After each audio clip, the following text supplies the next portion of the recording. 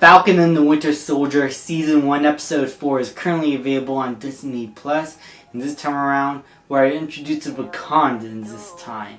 Now, we get to see them in the last episode in the very end, leaving an interesting cliffhanger. And this time around, in the opening, we get to see how the Wakandans helped Bucky regain his conscience, get that stupid allegory out of his head that turned him into the Winter Soldier, and become clear with his mind. Now we transition to the present, and they're still continuing on the mission. All the while the Wakandans are keeping a close eye on them because Zemo is now out in the open. And we know what the Wakandans know, what he did to their king in Civil War.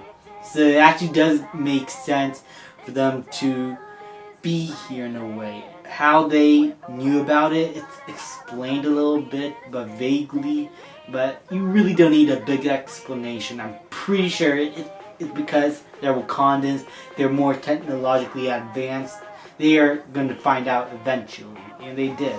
So we see that John Walker and I forgot his best friend's name, are now teaming up with our heroes and Zemo to hopefully try and find this girl. And while the heroes are Bucky and Sam are trying to hopefully come to a mutual agreement and talk things out, John Walker, you just want to go straight in and just get them arrested. And we see these two opposing sides clashing with each other. And this team, when they try to come together, ain't that good. With these differences side to side, it was not going to work out well when they eventually do try to talk out the bad guys. And so it makes for an interesting dynamic. And I'm trying to find the actress's name. Yeah, Erin Kellyman. She is fantastic. I have not given her enough credit. Her performance as Carly was great here. You really do feel a sense that she believes what she's doing is right, and you understand her motivation throughout the entire show. And that's what I gotta say about the villains in this show, because this is more episodic now.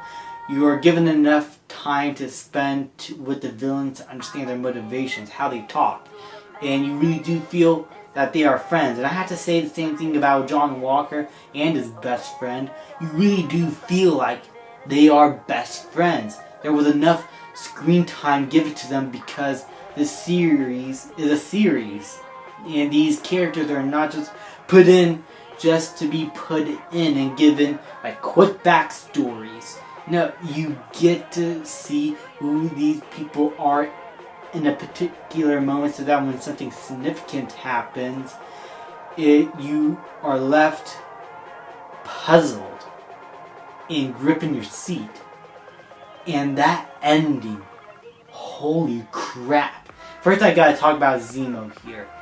I love how he's portrayed to be a little bit manipulative, but you can still tell that it's going to lead to him wanting to eventually do what he is apparently wanting to do, which is to get rid of these super soldiers.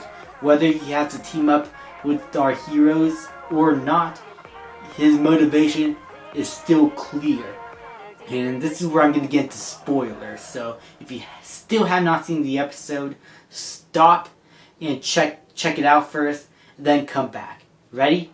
Okay, spoiler warning. So Zemo, after the failed attempt to get Carly to understand our heroes, Zemo escapes for a little bit, tried to do his own thing after he was handcuffed, and he tried to kill Carly. But after he sees a bunch of super soldier theorons in the ground, he just doesn't care. Carly is irrelevant. He needs to get rid of as much super soldiers as he can, so he just kept stomping on them one at a time, and it was a powerful moment.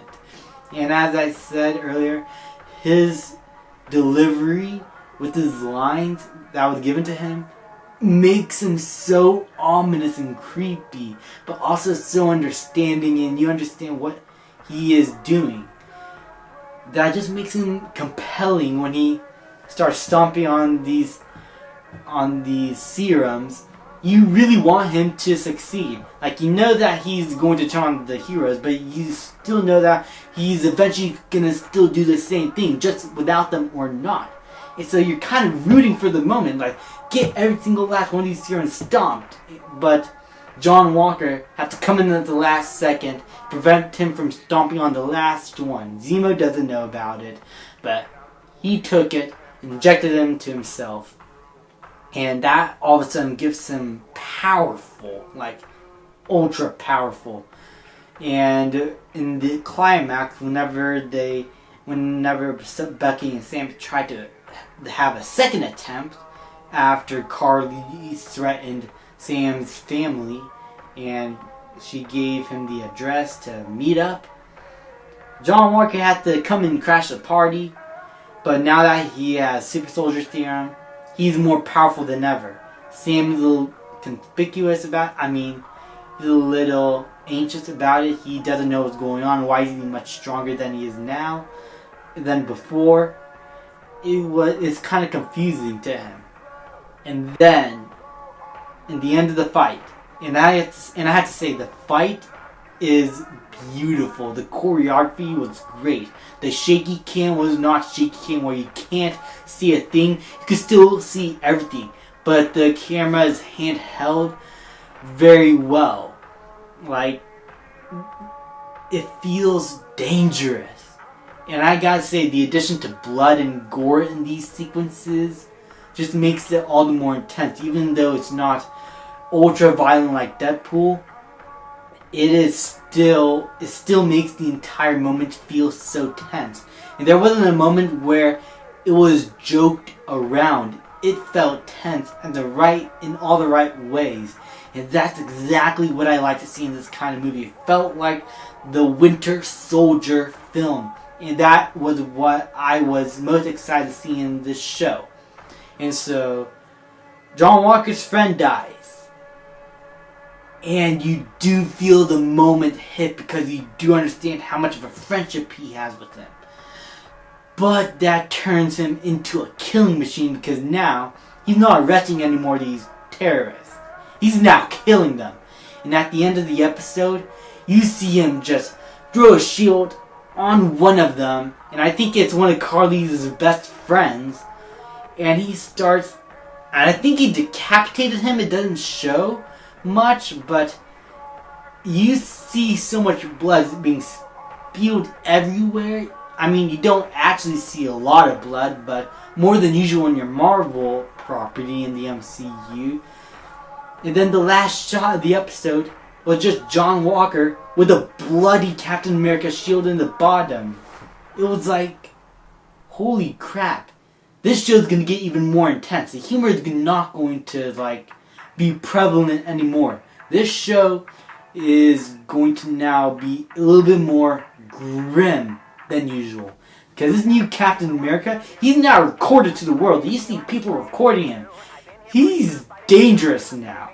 How is that going to affect him as Captain America? We don't know if he's going to take up the shield anymore. Eventually, I'm going to be pretty sure he's not going to after the end of the series. But in the next episode, is he going to lay it down? Or is he going to actually be the main villain? And Zemo is just only betraying the team just so he can stop these terrorists.